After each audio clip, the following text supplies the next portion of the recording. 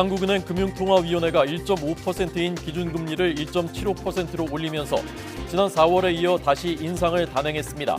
2달 연속으로 기준금리를 올린 건 2007년 8월 이후 처음으로 5%에 가까운 소비자 물가 상승률에 대한 우려가 크다고 판단한 것으로 보입니다. 6월 지방선거를 엿새 앞둔 오늘부터 여론조사 결과 발표와 인용 보도가 금지되고 내일부터 이틀 동안 사전투표가 진행됩니다. 국민의힘은 오늘 인천에서 집중 유세를 벌이고 더불어민주당도 수도권에서 지지층 결집을 호소할 예정입니다. 미국 정부가 북한의 탄도미사일 발사를 강력 규탄한 데 이어 유엔 안전보장이사회가 대북 추가 제재안을 내일 새벽 표결할 예정입니다. 미국은 이번 두 발이 북한에 대한 코로나19 인도적 지원과는 별개라고 선을 그었습니다. 일정한 나이가 되면 임금을 깎고 고용을 보장하는 이른바 임금 피크제가 위법하다는 대법원 첫 판단이 나왔습니다. 재판부는 노동자들이 받는 불이익의 정도 등을 종합적으로 판단해 위법성을 따져야 한다고 밝혀 국내 다른 기업들에도 줄 소송 등 적지 않은 파장이 예상됩니다. 우크라이나 동부 돈바스에 화력을 집중하고 있는 러시아군이 점령 지역을 넓혀 나가고 있습니다. 러시아군이 전략적 요충지 외곽까지 진격한 가운데 우크라이나는 돈바스 전선에서 어려움을 겪고 있다고 밝혔습니다. 시청자 여러분 안녕하십니까? 뉴스앤 이슈 시작합니다. 기준금리가 2달 연속 인상됐습니다. 치솟는 물가를 잡기 위한 것입니다. 한국은행 금융통화위원회는 또 물가 상승률 전망치를 대폭 높이고 성장률 전망치는 낮췄습니다. 취재기자 연결해서 자세히 알아보겠습니다. 박병환 기자. 네, 한국은행에 나와 있습니다. 네, 금통위가 2달 연속 기준금리를 0.25%포인트 올린 거죠? 네, 한국은행 금융통화위원회가 기준금리를 연 1.5%에서 1.75%로 0.25%포인트 높였습니다. 지난달에 이어 2달 연속 기준금리를 인상한 겁니다. 한국은행이 기준금리를 2달 연속 조정한 건 지난 2007년 8월 이후 14년 9개월 만입니다. 오늘 회의는 지난달 25일 취임한 이창용 한원 총재가 처음 참석하고 주재하는 기준금리 결정회의였습니다. 기준금리 인상 배경에는 5%에 가까운 국내 소비자 물가 상승률에 대한 우려가 있습니다. 지난달 소비자 물가 지수는 국제 에너지 가격 급등 등으로 작년 같은 달보다 4.8% 올랐습니다. 이는 2008년 10월 이후 13년 6개월 만에 최고입니다. 한국은행은 3.1%로 예상했던 올해 소비자 물가 상승률 전망치를 이번에 4.5%로 대폭 상향 조정했습니다. 두 번째 배경으로는 미국 연준의 기준금리 0.5%포인트 인상, 즉 빅스텝에 대한 대비 차원입니다. 미국 연준은 이달 초 열린 연방공개시장위원회 FOMC 정례 회의에서 22년 만에 빅스텝을 밟아 기준금리를 0.5%포인트 인상했고 앞으로도 추가 빅스텝 가능성을 예고했습니다. 이에 따라 한미 간 기준금리 역전 가능성이 있고 해외 자금의 이탈과 원달러 환율 급등 가능성이 있습니다. 전문가의 이야기를 들어보시겠습니다. 미국이 빅스텝을 보일 거라는 이야기들이 계속 있는데 미국이 지속적으로 금리를 오르는데 한국이 금리를 올리지 않는다 그러면 이제 자본 유출의 우려가 아무래도 있을 수밖에 없기 때문에 지금은 금리를 올릴 수밖에 없는 상황이다라고 보시면 될 것 같습니다. 네, 한국은행은 이와 함께 올해 경제 성장률 전망치를 기존 3.0%에서 2.7%로 하향 조정했습니다. 고물가 상황이 경제 회복의 발목을 잡을 수 있다는 뜻입니다. 이번 달엔 소비자 물가 상승률이 14년 만에 5%대를 기록할 거란 전망도 나오고 있어 올 하반기에도 한원의 추가 기준금리 인상도 예상되고 있습니다. 지금까지 한국은행에서 전해드렸습니다. 이에 앞서서 미국의 중앙은행 연방준비제도는 6월과 7월에도 기준금리를 0.5%포인트씩 올리는 빅스텝을 단행할 것이라는 것을 시사하는 의사록이 공개됐습니다. 이렇게 되면 오늘 1.75%로 오른 우리 금리와 같은 수준이 되고 연말에는 우리나라보다 더 높아질 가능성이 적지 않습니다. 이종수 기자입니다. 미국 중앙은행인 연방준비제도는 이달 초 열린 통화정책회의에서 기준금리를 0.5%포인트 인상하는 이른바 빅스텝을 밟았습니다. 당시 통화정책회의 의사록이 오늘 공개됐는데 대부분 참석자가 0.5%포인트의 기준금리 인상이 다음 두어 번 회의에서도 적절할 것 같다고 판단했습니다. 쭉 6월과 7월로 예정된 통화정책회의에서도 계속해서 0.5%포인트씩 기준금리를 올리겠다고 예고한 셈입니다. 제롬 파월 연준 의장도 이달 통화정책회의 직후 이를 시사했습니다. There is a broad sense on the committee that additional 50 basis point increases should be on the table at the next couple of meetings. 이렇게 된다면 오는 7월 미국 기준금리는 1.75%에서 2% 수준으로 올라가게 됩니다. 이달 의사록에서도 인플레이션이란 단어가 60차례나 거론될 정도로 연준이 물가 안정에 크게 신경 쓰는 모습이 나타났습니다. 특히 인플레이션이나 디플레이션을 유발하지 않는 중립금리 이상으로 기준금리를 올릴 수 있음도 언급했습니다. 올 연말 미국 기준금리가 그동안 예상한 2.5에서 2.75% 수준보다 더 높아질 수도 있음을 시사한 겁니다. 다만 연준의 연속적인 빅스텝이 하반기 경제 상황에 따라 통화정책을 변경할 기회를 제공할 수 있다는 분석도 나왔습니다. And I think the FOMC minutes pretty much give the Fed the leeway to do just that if the economy performs as we expect. 최근 경기 침체 공포 속에 애틀란타 연방준비은행 총재는 물가 압력 진정을 전제로 9월에 금리 인상을 쉬어가는 것이 타당할 수 있다고 말했습니다. YTN 이종수입니다. 새 정부에 남아있는 장관 후보 두 자리 그리고 식약처장에 모두 여성이 지명됐습니다. 자신의 시야가 좁았다라는 최근 대통령 발언 이후에 달라진 기조를 반영한 것입니다. 윤석열 대통령은 교육부 장관 후보자의 박순애 서울대 교수를, 보건복지부 장관 후보자에는 김승희 전 의원을 발탁했습니다. 취재기자 연결합니다. 박석영 기자. 네, 서울 용산 대통령실입니다. 네, 오늘 장관 등 3명의 인선을 발표했는데 모두 여성이 낙점됐다고요? 네, 윤 대통령은 사회부총리 겸 교육부 장관에 박순애 서울대 교수를 발탁했습니다. 대통령실은 박 후보자가 공공행정 전문가로 교육행정 비효율 개선은 물론 인수위원 역임한 만큼 새 정부 핵심 국정과제를 실현할 적임자라고 설명했습니다. 안철수 전 인수위원장은 오늘 CBS 라디오에 출연해 본인도 인사추천에 참여했다고 밝혔는데요. 박 후보자는 안철수계로 분류됩니다. 보건복지부 장관에는 김승희 전 의원이 낙점됐습니다. 김 후보자가 보건의료계 권위자로 전문성을 인정받아 지난 20대 총선에서 비례대표 국회의원으로 당선됐고 국가보건복지 정책 수립과 코로나19 위기에 대한 정책 대안을 제시해온 인물이라고 부연했습니다. 윤 대통령은 또 식품의약품안전처장도 지명했는데 마찬가지로 여성인 오유경 서울대 약학대학 학장이 내정됐습니다. 그동안 윤 대통령은 능력 중심 인사를 강조했고 앞서 임명된 부처장관 16명 가운데 여성은 여가부 김현숙, 중기부 이영, 환경부 한화진 등 3명에 그쳤습니다. 그러나 최근 내각에 여성이 부족하다, 젠더 갈등이 유감스럽다는 지적이 겹쳤는데요. 이에 여성에게 과감한 기회를 주겠다고 발언하는 등 윤 대통령의 인식이 변화한 것으로 보입니다. 네, 윤석열 정부의 첫 정례 국무회의는 약속대로 정부 세종청사에서 열렸다고요? 네, 윤석열 대통령은 오늘 오전 10시 정부 세종청사에서 첫 정식 국무회의를 주재했습니다. 오늘 회의에서는 어제 정부가 인사를 단행한 육해공 각군 참모총장, 연합사 부사령관 등 대장급 6명에 대한 임명이 의결됐을 것으로 보입니다. 국무회의가 열리기 직전에는 국무위원 등에 대한 임명장 수여식도 진행됐습니다. 말씀하셨듯 앞서 윤 대통령은 정부 내각이 완비되면 첫 정식 국무회의를 세종에서 열겠다고 했습니다. 오늘 국무회의에는 한덕수 국무총리를 비롯해 18개 부처장관 가운데 낙마한 김인철 교육부 장관 후보자, 정호영 복지부 장관 후보자를 뺀 16개 부처장관이 모두 참석했습니다.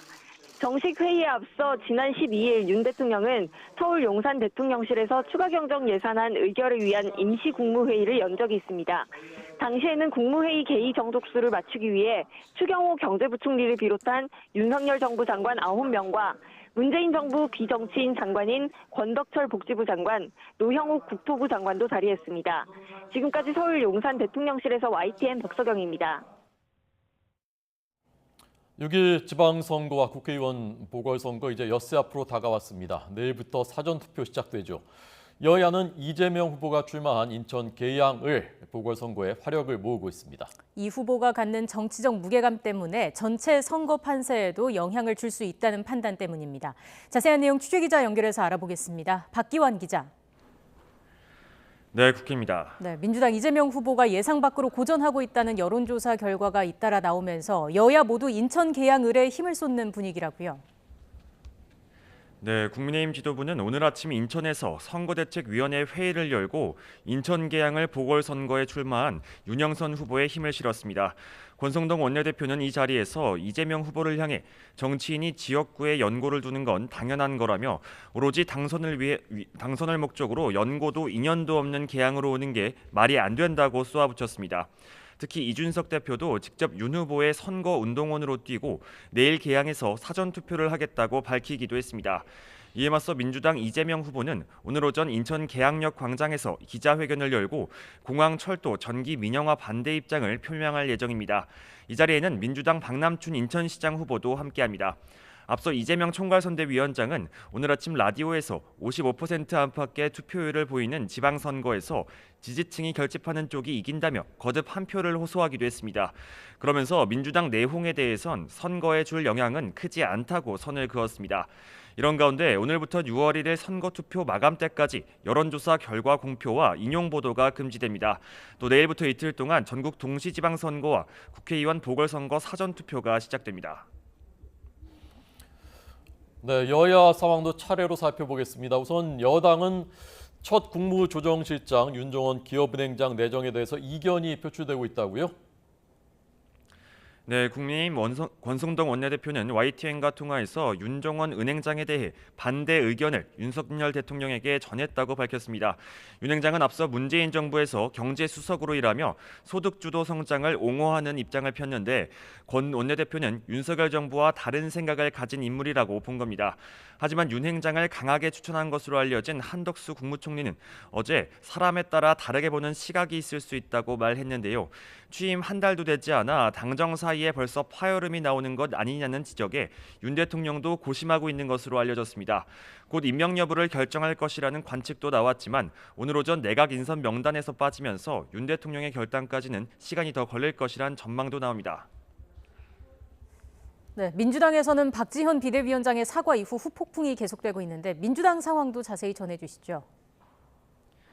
네, 더불어민주당은 어제 박지원 비상대책위원장이 586이 퇴장을 준비해야 한다고 발표하면서 갈등을 빚고 있습니다. 오늘 아침 라디오 인터뷰에서도 당내에서 갈등이 있었던 건 맞지만 당이 새로 태어나기 위한 진통을 겪는 것으로 생각해달라고 말했습니다.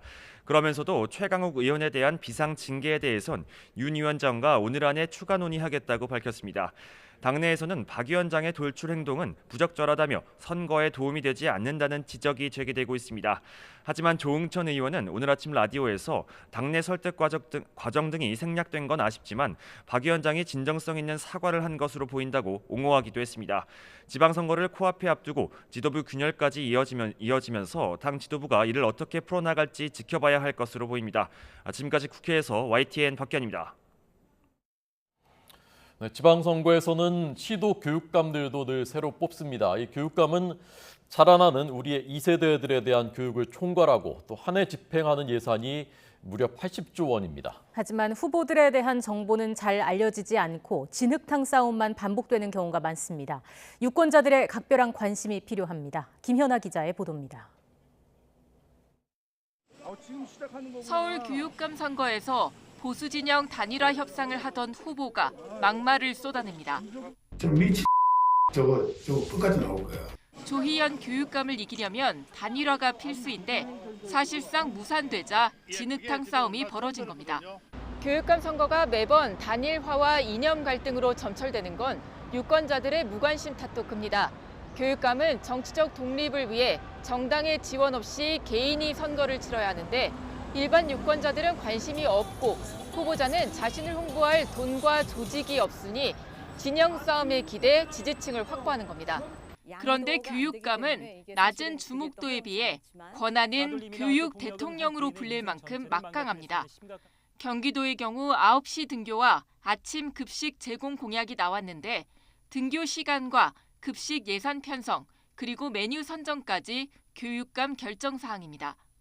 교육 정책과 관련해서는 진보 교육감들이 강조해온 혁신 학교와 보수 교육감들이 중요시하는 자사고와 특목고가 기로에 섰습니다.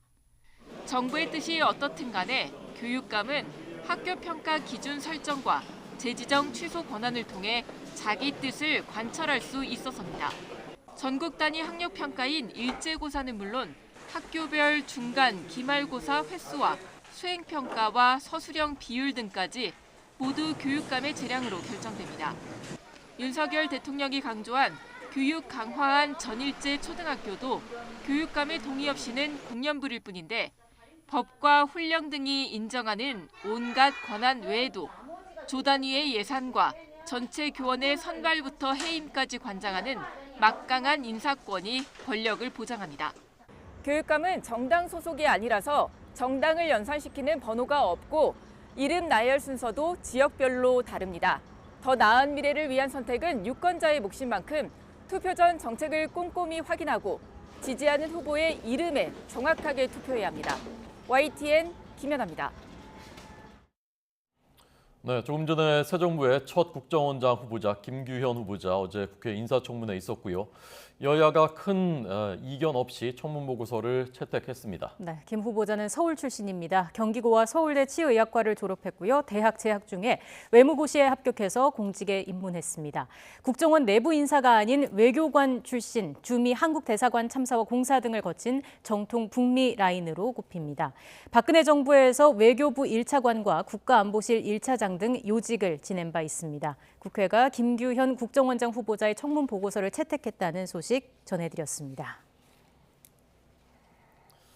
네, 우리나라 국민 중에 청와대, 그중에서도 대통령이 집무를 하던 본관, 그리고 대통령과 가족들이 살던 관저, 가본부는 아마 0.0001%도 안 될 겁니다. 저희가 오늘 자세하게 보여드리려고 합니다. 네, 오늘부터 관람객들에게 개방되고 있는 청와대 본관과 관저 앞에 저희 취재기자가 나가 있습니다. 김혜린 기자. 네, 청와대 본관에 나와 있습니다. 네, 현장 분위기 어떻습니까? 네, 제 뒤로 보이는 곳은 대통령이 업무를 보던 집무실입니다. 역사적인 공간인 만큼 관람객들은 이곳에서 포즈를 잡고 사진을 찍으면서 즐거워하는 모습이었는데요. TV에서나 보던 공간을 그것도 개방 첫날 볼 수 있어서 신기하고 설렌다는 반응이었습니다. 시민들의 이야기를 직접 들어보겠습니다. 오늘 오픈한다고 해서 이렇게 날씨가 맑아진 만큼 첫날 오픈에 이렇게 보게 돼서 너무 좋고 되게 영광된 것 같아요. 이 안에서 굉장히 역사적으로 많은 일들이 일어났잖아요. 그래서 그 안에서 순간을 같이 하루를 같이 하는 게 되게 뜻깊고 좋은 것 같아요. 네, 본관에 오면 보실 수 있는 풍경을 간략히 소개해드리겠습니다. 준비된 덧신을 신고 정문으로 들어서면 레드카펫이 깔린 웅장한 계단이 눈에 띕니다. 이곳 계단 역시 집무실과 마찬가지로 관람객들의 촬영 명소 중에 한 곳입니다. 펜스를 따라가면 가장 먼저 관람할 수 있는 방이 충무실입니다. 임명장을 수여하거나 외빈 만찬을 하는 등 다용도로 활용됐던 공간입니다. 여기서 붉은색 카펫을 따라 걸으면 유백색의 벽과 천장, 샹들리에가 화사한 느낌을 주는 인왕실이 나옵니다. 서양식으로 꾸며진 이곳은 간담회나 오찬, 만찬이 열리는 소규모 연회장으로 쓰였습니다. 인왕실을 지나 2층으로 올라가면 본관의 가장 핵심 공간, 바로 이곳 집무실이 나옵니다. 금색 무궁화와 봉황 장식이 눈에 띄는 넓은 공간이지만 지금은 집기류가 빠져 조금은 썰렁한 느낌입니다. 벽면이 황금색 십장색 문양도로 장식된 접견신을 지나서 다시 1층으로 내려오면 영부인이 접견실과 집무실로 쓰던 무궁화실에서 역대 영부인의 초상화를 둘러보는 것을 끝으로 본관 관람이 끝이 납니다. 본관뿐만 아니라 대통령과 가족이 거주하던 관저 역시 관람객들에 개방됐는데요. 아쉽게도 관저는 직접 들어가지는 못하고 앞뜰에서 열린 창문을 통해서 관람할 수 있습니다. 어제 취재진에 미리 공개된 관저 내부를 직접 둘러보았는데요. 가구가 모두 빠져 썰렁한 느낌이었지만 문재인 전 대통령이 키우던 애완동물의 밥그릇과 사료 부스러기가 남아있는 모습에서 사람이 살았던 흔적을 느낄 수 있었습니다. 청와대 개방 기간은 다음 달 11일까지로 연장됐습니다. 영빈관과 춘추관에 이어 본관과 관저까지 볼 수 있게 되면서 한층 더 친근하게 청와대를 체험할 수 있습니다. 앞으로는 청와대를 상시 개방하는 방안도 검토되고 있습니다. 지금까지 청와대 본관에서 YTN 김예린입니다. 네, 오늘 주목받는 판결입니다. 일정한 나이가 되면은 임금은 깎고 대신에 고용 보장하는 임금 피크제, 이것이 위법하다는 대법원의 첫 판단이 나왔습니다. 재판부는 임금 피크제의 도입 목적의 타당성과 노동자들이 받는 불이익의 정도 등 여러 사정을 종합적으로 판단해서 위법성을 따져야 한다는 기준도 제시했습니다. 임금 피크제를 적용하고 있는 국내 다른 기업들에도 적지 않은 파장이 예상됩니다. 취재기자 연결합니다. 한동호 기자. 네, 대법원입니다. 네, 소송이 제기된 지 8년 만에 대법원 결론이 나온 거죠? 네, 그렇습니다. 대법원은 오늘 퇴직한 연구원 A씨가 한국전자기술연구원을 상대로 낸 임금 피크제 관련 소송에서 A씨 손을 들어준 원심을 확정했습니다. A씨는 61살 정년을 보장하면서 55살 이상 노동자의 임금을 깎는 임금 피크제로 월 급여가 많게는 283만 원까지 줄었는데요. 재판부는 연구원의 임금 피크제가 합리적 이유 없이 나이를 이유로 차별이라고 판단했습니다. 판단 기준으론 임금 피크제 도입 목적의 타당성과 노동자들이 받는 불이익의 정도, 임금 피크제로 감액된 돈이 제도 도입 목적을 위해 썼는지 등을 종합적으로 고려해야 한다는 건데요. 임금 피크제 때문에 A씨가 임금이 일시에 대폭 하락하는 불이익을 입었고 제도 시행 전후로 A씨 업무 내용에 차이가 있다고 보기 어려운 점 등을 비춰보면 나이 차별에 합리적 이유가 없다고 강조했습니다. 앞선 1, 2심 재판부 역시 55살 이상 직원들을 합리적 이유 없이 나이로 차별해 무효라며 A씨 손을 들어줬습니다. A씨는 임금 피크제 시행으로 불이익을 봤다면 지난 2014년 소송을 냈는데 오늘 대법원 판결로 삭감된 임금 1억 3,700만 원을 받게 될 것으로 보입니다. 대법원 측은 이번 판결이 임금 피크제 효력에 관한 판단 기준을 최초로 제시했다고 의미를 부여했는데요. 다만 임금 피크제를 시행하고 있는 다른 기업의 경우 개별 사안별로 다르게 판단될 수 있다고 설명했습니다. 임금 피크제 도입 목적의 정당성과 필요성, 적정성 등에 따라 효력 인정 여부가 달라질 수 있다는 겁니다. 임금 피크제는 2000년대 들어 청년 일자리를 확대해 세대 상생을 촉진한다는 취지로 공공부문을 중심으로 도입됐는데요. 2016년 기준 300인 이상 기업 가운데 임금 피크제를 도입한 곳은 절반에 가까운 46%입니다. 임금 피크제에 대한 첫 대법원 판결이 나온 만큼 임금 피크제를 도입한 이들 기업에도 적지 않은 영향을 미칠 것으로 전망됩니다. 지금까지 대법원에서 YTN 한동우입니다. 네, 오늘 저희가 톱뉴스로 전해드린 것이 2달 연속 기준금리 인상, 저희가 전문가의 분석도 잠시 뒤에 들려드리겠습니다. 네, 기준금리 인상 배경과 관련해서 이창용 한국은행 총재가 기자간담회를 진행합니다. 현장으로 가보겠습니다. 우리 여타 국가들은 높은 수출 증가세, 소비 개선 등으로 대체로 회복세를 이어갔습니다. 국제금융시장에서는 미 연준의 정책금리 인상 속도가 빨라질 것으로 전망되면서 주요국 국채금리가 상승하고 달러화가 상당폭 강세를 나타내었습니다. 주가는 글로벌 경기 둔화 우려 등으로 위험 회피 심리가 강화되면서 큰 폭으로 하락하였습니다. 국내 경기는 대외 리스크가 증대하는 가운데 회복세를 이어갔습니다.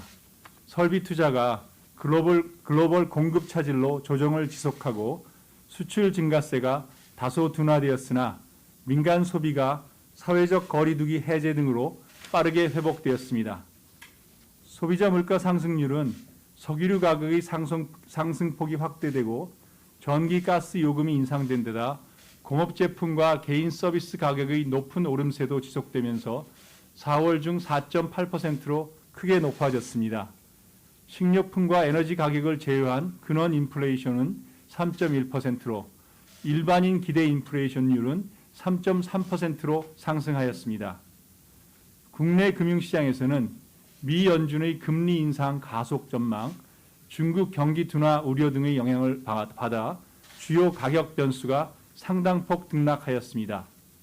원달러 환율은 달러화 강세 등의 영향으로 큰 폭 상승하였고 주가는 투자 심리가 위축되면서 하락하였습니다.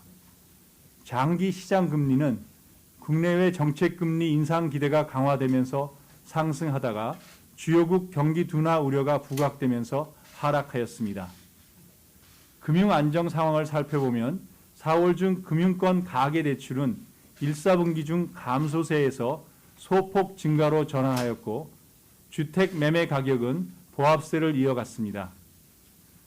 지난 2월 경제 전망 이후의 대내외 경제 여건 변화를 반영하여 앞으로의 성장과 물가 흐름을 다시 한번 점검해 보았습니다. 그 결과 금년 중 경제 성장률은 지난 2월 전망치였던 3.0%를 다소 하회하는 2.7%로 전망되었습니다. 이는 방역 조치 완화, 정부 추경 등 상방 요인과 함께 우크라이나의 사태, 주요국 금리 인상 가속, 중국 봉쇄 조치 등 하방 요인을 종합적으로 고려한 결과입니다. 금년 중 소비자 물가 상승률은 우크라이나 사태 장기화 등으로 공급 측 상방 압력이 크게 확대된 가운데 수요 압력도 높아지면서 당분간 5%를 웃도는 수준을 이어가다가 다소 낮아져 연간으로는 2월 전망치인 3.1%를 크게 상회하는 4.5%를 나타낼 것으로 전망되었습니다. 경제 전망의 자세한 내용은 오늘 오후에 조사국장이 별도로 설명드릴 예정입니다. 오늘 금융통화위원회는 국내 경제가 대외 여건의 불확실성 증대에도 회복세를 이어가고 있는 가운데 물가 상승 압력은 당초 예상보다 크게 높아질 것으로 전망되는 점과 금융 불균형 위험에도 계속 유의할 필요가 있다는 점을 고려하여 기준금리를 0.25%포인트 인상하기로 결정하였습니다. 앞으로도 한국은행은 지금과 같이 높은 물가 오름세가 상당 기간 지속될 것으로 예상되는 만큼 당분간 물가에 보다 중점을 두고 통화정책을 운영할 필요가 있다고 판단하고 있습니다. 이 과정에서 완화 정도의 추가 조정 시기와 속도 등은 대외 리스크 요인의 전개 상황, 새로 입수되는 경제지표, 특히 성장과 물가 상승률의 변화 등을 면밀히 점검하면서 결정해 나갈 것입니다. 오늘 한국은행 기준금리를 0.25%포인트 인상하기로 한 금융통화위원회의 결정은 전원 일치였습니다. 네, 지금부터 질의응답 시간을 갖겠습니다.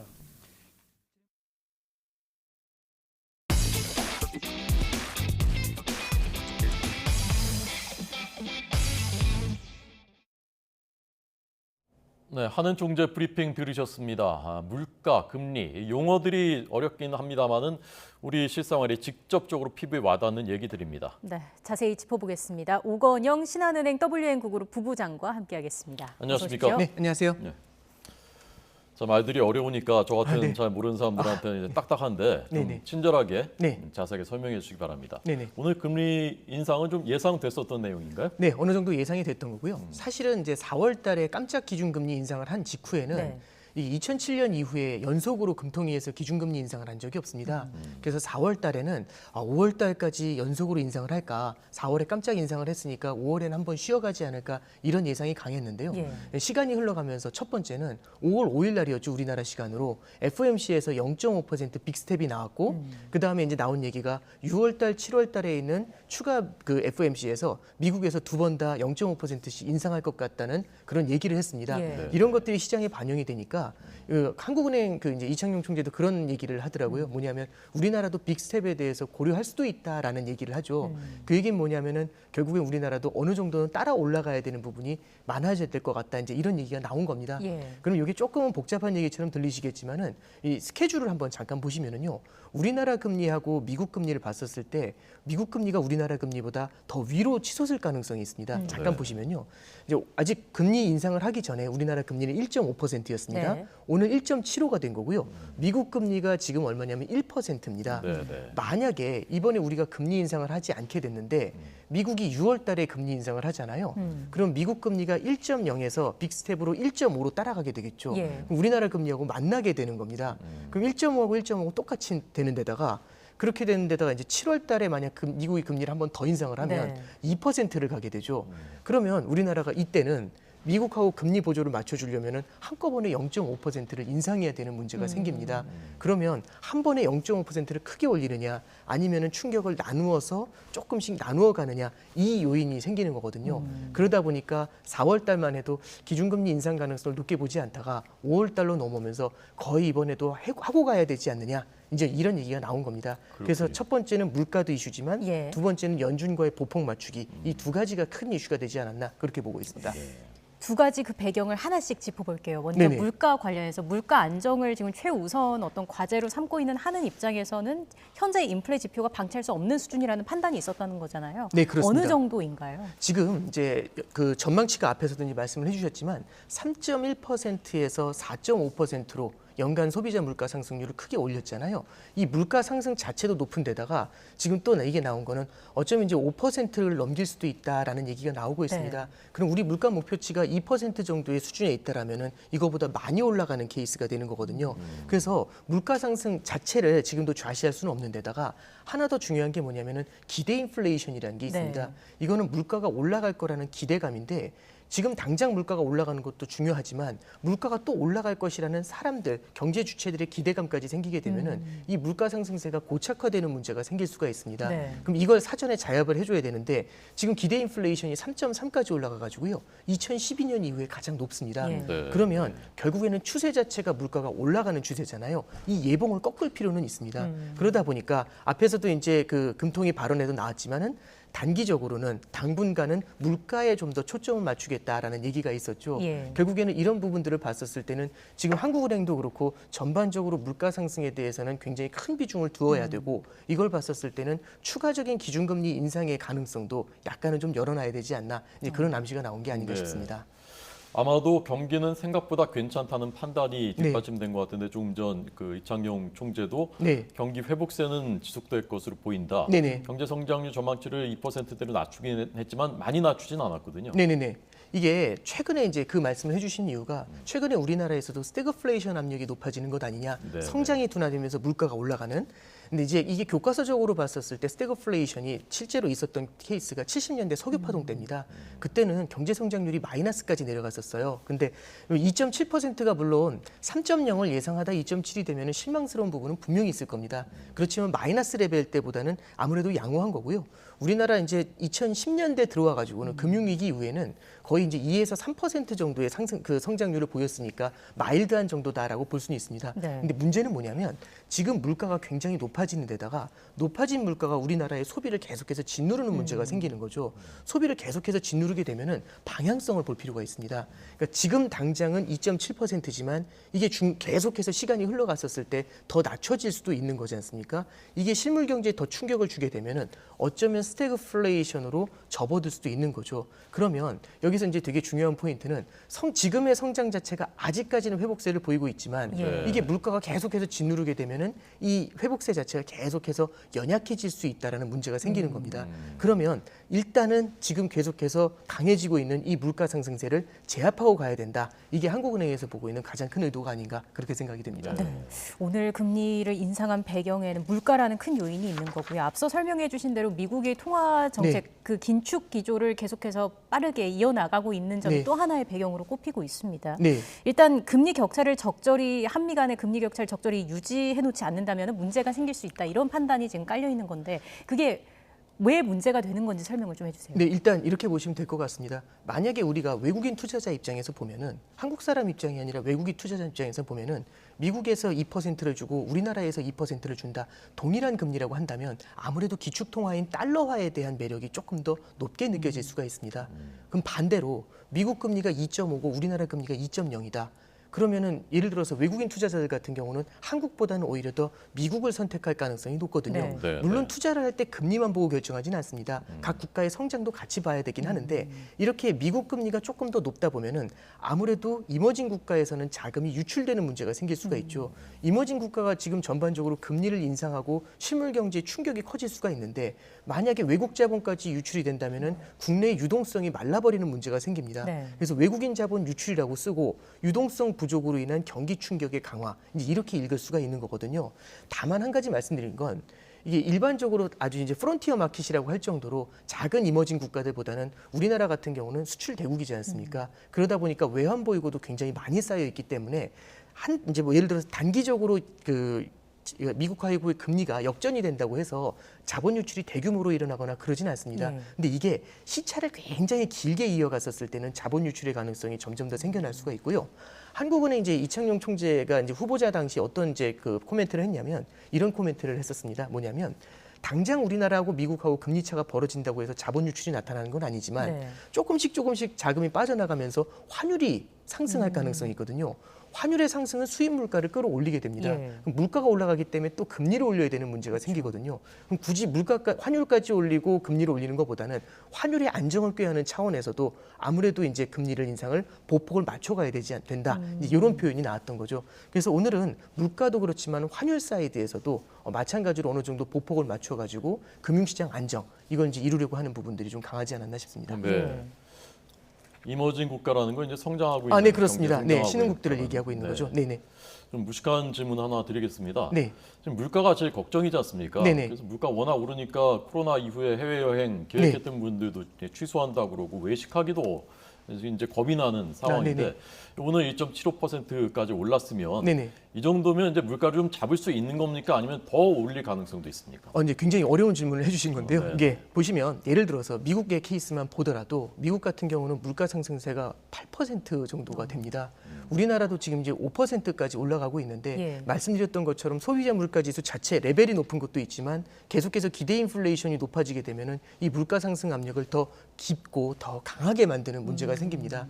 그러면 여기서 이제 어떤 걸 해줘야 되냐면 이거를 그냥 놔둬야 된다보다도 이걸 그냥 놔둔다라고 하면은 물가 상승세가 더욱더 강해질 수가 있겠죠. 그럼 여기서 줄 수 있는 시그널은 뭐냐면 금리를 최대한 빠르게 올려줘가지고 이거를 부러뜨리는 방법이 있습니다. 근데 너무 금리를 빠르게 인상을 하게 되면은 이게 이 물가만 부러지는 게 아니라 성장도 같이 부러지는 문제가 생길 수가 있죠. 그럼 여기서 이제 어떤 정책을 써야 되냐면 결국에는 금리를 점진적으로 인상하면서 실물 경제의 충격은 최소화하면서 물가를 잡을 수 있게 그래서 이제 어떤 게 나오냐면 포워드 가이던스라는 게 있습니다. 이 포워드 가이던스가 영어로 돼 있지만 미리 어떤 식으로 금리를 올릴 건지에 대한 가이드를 주는 거죠. 그래서 미국에서 그 가이드를 주고 있는 게 뭐 2.5%까지 올린다, 연말에 3%까지 올린다. 이렇게 가이드 약간은 애매하지만 그렇게 주는 겁니다. 그럼 시장에서는 그 정도의 금리를 미리 반영을 하면서 물가를 누르려고 하는 문제가 생기게 되겠죠. 그래서 실제로 실물 경제에서 보면은 미국 같은 경우도 수요가 조금씩은 둔화되는 모습들이 나타납니다. 그럼 수요가 둔화가 됐었을 때는 물가 상승세가 약간은 피크 아웃을 할 수 있죠. 피크 아웃이라는 건 고점을 찍고 내려오는데 미국 같은 경우는 8.5에서 8.3으로 내려왔습니다. 그러면 말씀해 주셨던 것처럼 금리 인상을 갖다가 계속해서 이어가게 됐었을 때는 중앙은행이 물가를 잡으려고 하는 의지를 보여주는 거지 않습니까? 이거는 물가를 갖다가 조금씩 이제 낮춰주는 그런 요인이 됩니다. 다만 여기서 이제 답을 참 드리기 어려운 부분은 공급망의 이슈가 있는데요. 러시아 우크라이나 전쟁이 만약 장기화됐었을 때는 이건 또 다른 얘기가 전개가 될 수 있습니다. 요 점 정도 말씀드립니다. 또 궁금한 게 그 미국이 지금 집값이 좀 과열 양상을 보이고 있지 않습니까? 현재 이런 기준금리를 크게 올리면서 이 집값을 잡을 수 있을 것인가 이 부분도 좀 관심인 것 같더라고요. 일단 뭐 주택시장에는 당연히 금리 인상 자체가 부담으로 작용하는 건 맞습니다. 첫 번째는 미국의 주택 가격이 너무 크게 뛰었고요. 두 번째는 금리가 오르면서 미국의 모기지 금리도 굉장히 높게 뛰었습니다. 그럼 가격이 높고 대출 이자가 높아졌다는 얘기는 그만큼 주택을 살 수 있는 여력이 떨어진 거죠. 그래서 미국에 보면은 주택 구입 여력 지수라는 게 있습니다. 그게 굉장히 빠르게 떨어지고 있습니다.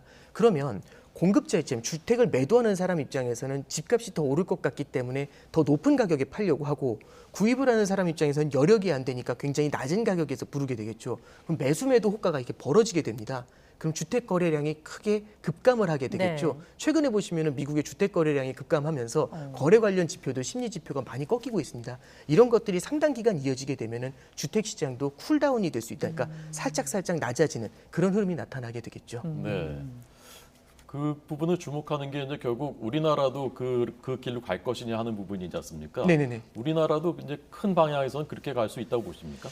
이게 저도 조금은 좀 민감한 부분이긴 합니다만은 미국하고는 좀 제도가 좀 다른 부분은 분명히 있는 것 같고요. 성장률이 이제 주택 가격을 볼 때 단순히 금리만 보는 게 아니라 성장률이라든지 제도라든지 세제라든지 굉장히 다양한 요인들을 봐야 되고요. 그 다음에 공급망이나 이런 부분들도 좀 함께 고려를 해야 됩니다. 그래서 우리나라를 단순히 금리만으로 이렇게 예단하는 거는 부동산 전문가가 아닌 입장에서 대해서 말씀드리는데 굉장히 조심스럽습니다. 네, 충분히 이해합니다. 네네. 네.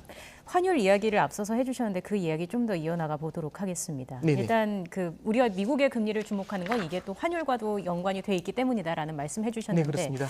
현재 상황 보면은 일단 원달러 환율이 1,266원대에서 거래가 되고 있어요. 네네. 이게 한때는 1,250원을 좀 상단으로 보는 느낌이 있었는데 이게 좀 지지선이 된 느낌도 있거든요. 현재 상황 어떻게 봐야 될까요? 네, 이제 되게 중요한 질문을 해주셨는데요. 사실 저도 1,200원 위에서 이렇게 오랫동안 환율이 놀았다는 표현이 죄송합니다. 이렇게 머물렀었던 적이 별로 없었던 것 같습니다. 그리고 1,250원을 넘어서 한때는 1,300원 위로도 치솟을 수 있다 이제 이런 얘기가 나왔는데요. 근데 이제 첫 번째는 어떤 이슈가 있었냐면 미국 금리 인상 속도가 빅스텝으로 가져가면은 먼저 많이 올려가지고 미리 물가의 예봉을 제압하면 뒤에 덜 올릴 수 있다라는 그런 기대감이 생기게 되겠죠. 네. 그러다 보니까 최근에 보면은 미국 금리 인상의 속도가 살짝은 조절이 될 수 있다. 이제 이런 기대감이 생깁니다. 그러다 보니까 달러화가 어마어마한 강세를 보이다가 소폭 숨죽이기에 들어간 게 있고요. 두 번째는 중국 위안화인데요. 중국 같은 경우도 지금 이제 상하이가 계속해서 봉쇄가 됐다가 조금씩 풀려나간다는 얘기가 나오죠. 환율이라는 거는 금리뿐만 아니라 성장도 반영을 합니다. 중국의 성장이 크게 둔화될 것 같다가 상하이 봉쇄가 완화가 된다라면 성장세가 조금은 돌아올 수 있겠죠. 그러다 보니까 위안화도 계속해서 약세를 보이다가 최근에 소폭 강세로 전환이 됐습니다.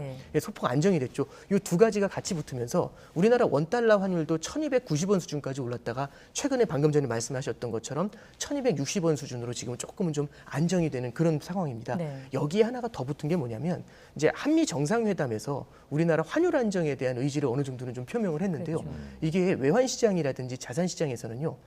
심리 주체가 굉장히 중요합니다. 그 경제 주체들의 심리가 굉장히 중요한 게 이게 무언가 안전판이 있다라는 생각이 들게 됐었을 때는 급격한 떨림이 많이 좀 줄어드는 모습을 나타낼 수가 있습니다. 그렇군요. 그래서 물론 이제 1,250원에서 지지가 된다 이런 표현들보다는 현재 상황에서는 환율이 더 올라가는 거를 억제하려는 의지가 어느 정도는 나타나고 있다. 이렇게 생각하면은 환율이 여태까지는 굉장히 빠르게 올랐지 않습니까? 그럼 여기서는 상승 압력을 받더라도요. 올라가는 속도는 분명히 둔화가 될 수가 있습니다. 네. 환율이 이제 계속 오르게 되면은 우리 수출 기업들한테는 들어오는 돈이 많으니까 좋지만 달러 가치가 높아지니까 돈이 우리나라에서 빠져나가게 되고 그렇죠. 전반적으로 보면 우리 경제에 조금 이제 더 부담이 되는 것. 대략 어느 정도 선이면 적정하다고 보십니까, 원달러? 그러니까 적정 환율이라는 게 존재한다는 게 참 어려운 게 왜 그러냐면 우리나라 환율만 볼 게 아니라요. 중국하고 일본의 환율, 결국엔 우리하고 수출 경합을 하는 국가들의 환율 레벨을 볼 필요가 있습니다. 근데 하나 말씀을 드리면 일본 엔화가 20년 만에 가장 낮은 레벨을 보이고 있다고 합니다. 그럼 엔화가 달러당 100엔일 때하고 120엔일 때하고는 다르거든요. 그래서 이걸 딱 단정해서 말씀드리기는 어렵습니다. 답변하기 어려운 질문을 자꾸 드려서 죄송하고요. 아닙니다. 시청자들이 궁금해하시고 저도 궁금하고 그래서 무식한 질문 드렸습니다. 아닙니다. 지금까지 오건영 신한은행 WN그룹 부부장과 함께했습니다. 고맙습니다. 감사합니다.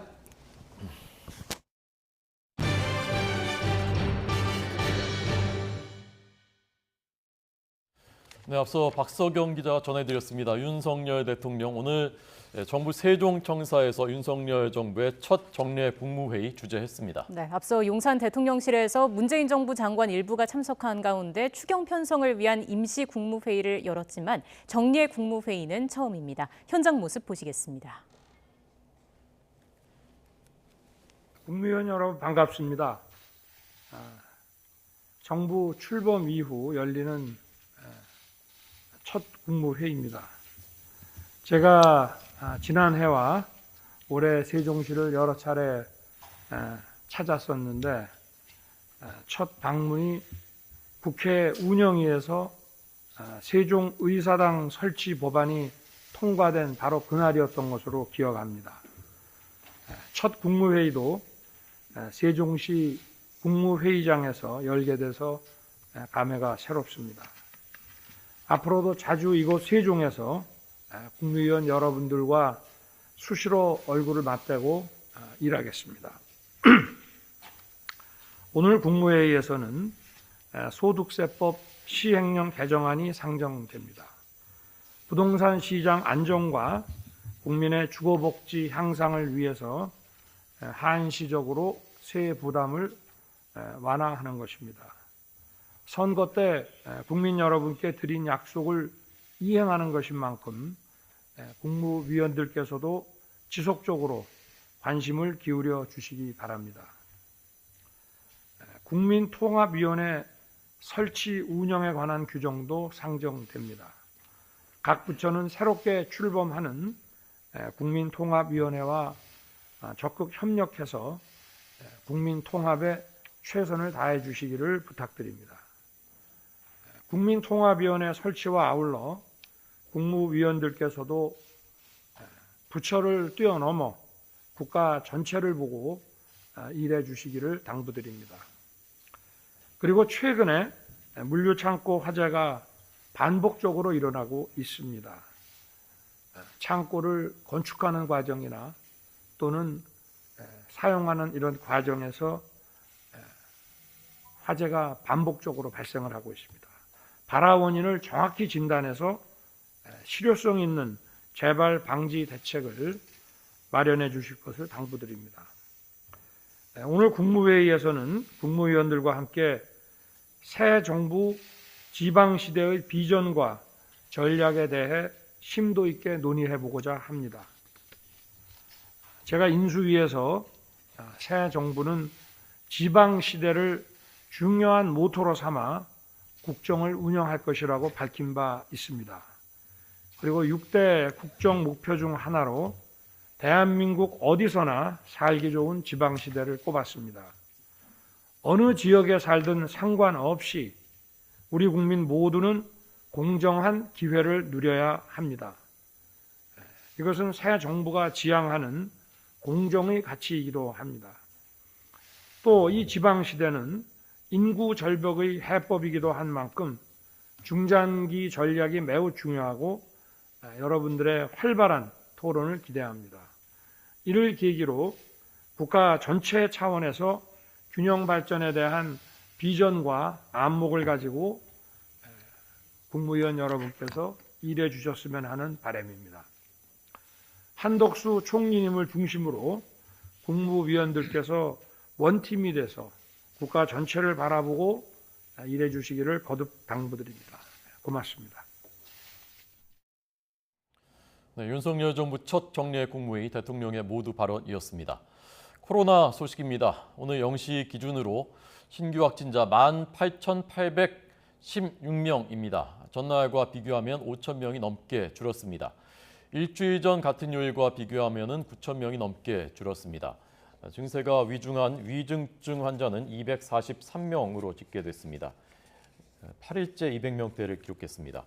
목숨을 잃은 환자는 34명으로 27일째 두 자릿수였습니다.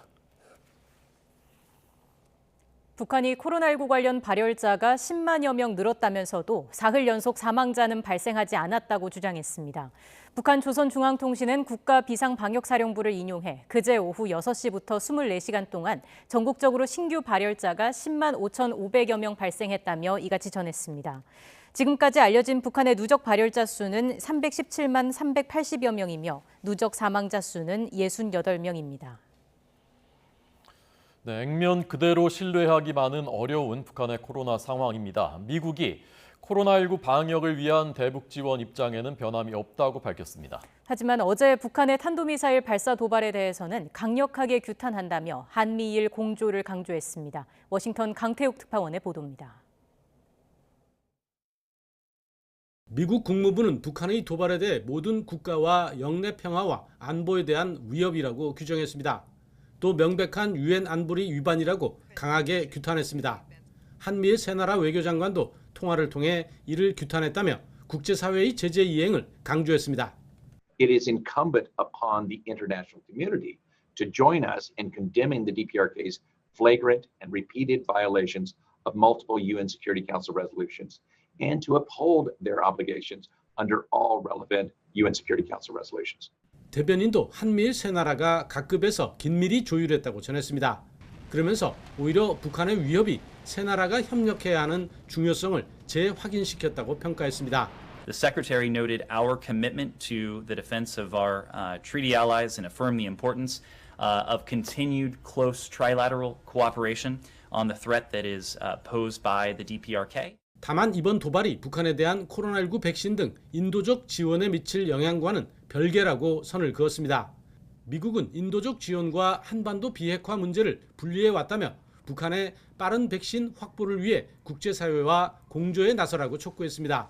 We continue to support humanitarian assistance and the provision of COVID-19 related assistance, including mRNA vaccines to the DPRK.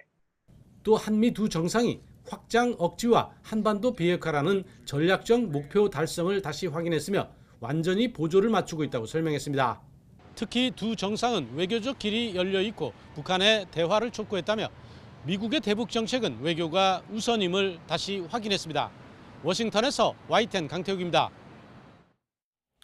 미국 텍사스주의 초등학교 총격범 18살이고 현장에서 사살됐죠. 18살 되자마자 이 총알을 합법적으로 구매한 것으로 알려졌습니다.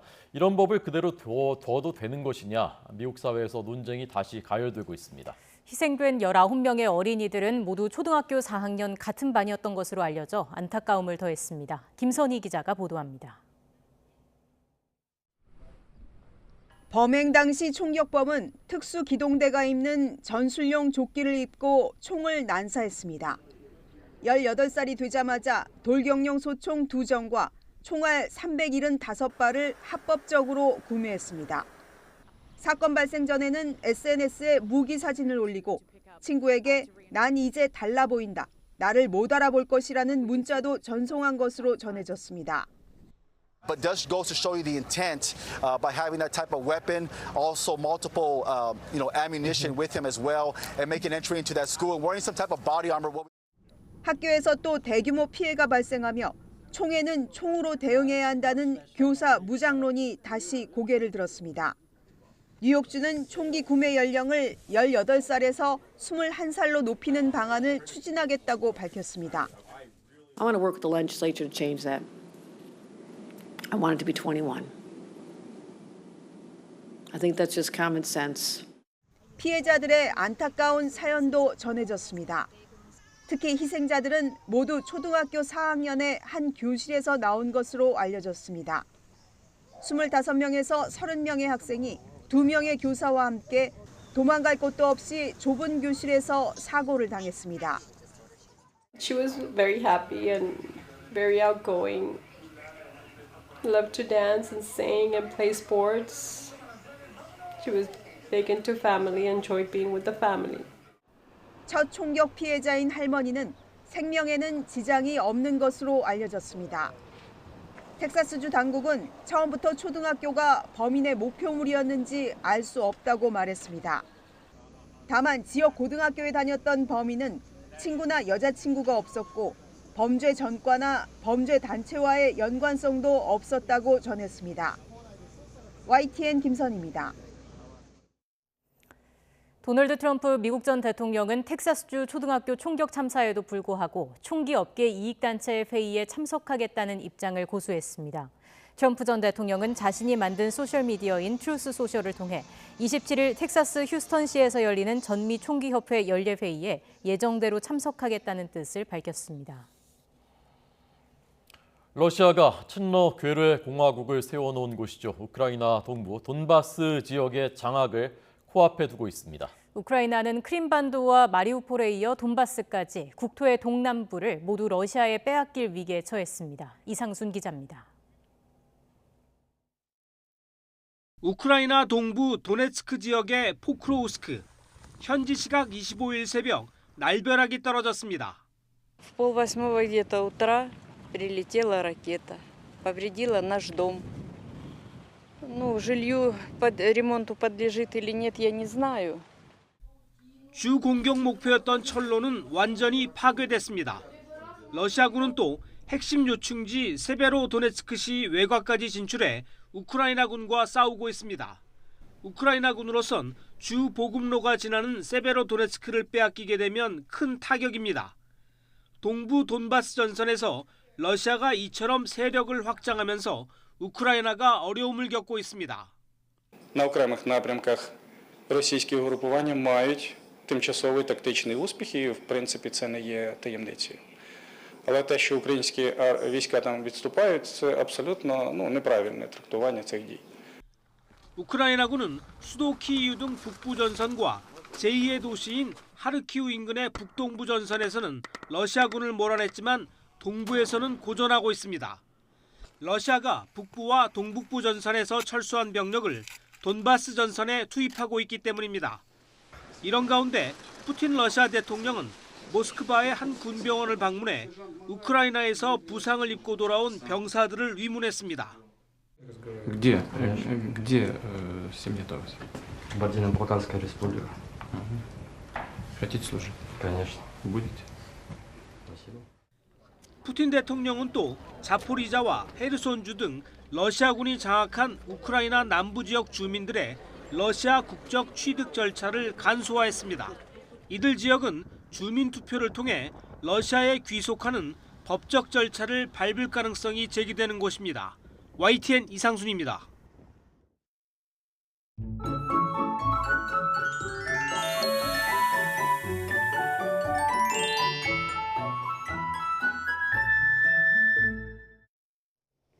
오늘은 낮 동안 때이른 더위가 주춤하면서 예년 이맘때 봄 날씨를 회복하겠습니다.